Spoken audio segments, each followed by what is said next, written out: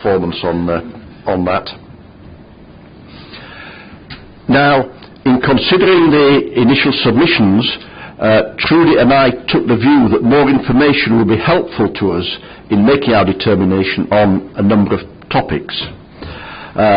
This was discussed at the pre-inquiry meeting, and although there were some requests for inquiry sessions, we decided to adopt a hearing rather than an inquiry format, as it's more informal and therefore more user-friendly for those wishing to take part, especially anyone who may not be familiar or comfortable with full inquiry proceedings.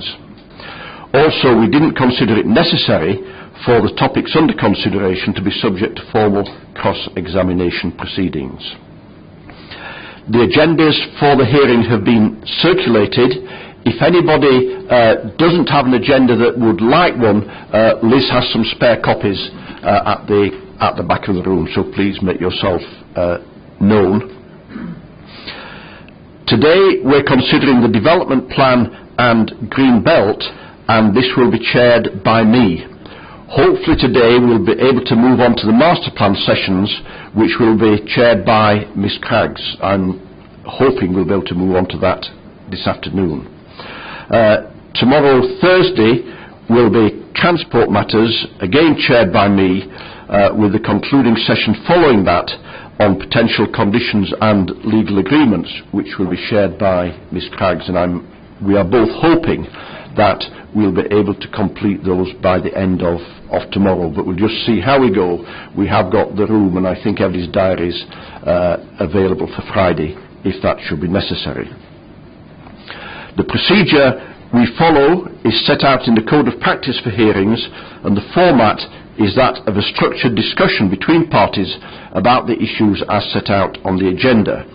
This will enable all of you to put forward your points of view and enable us to get the information we need to consider how to determine the appeal.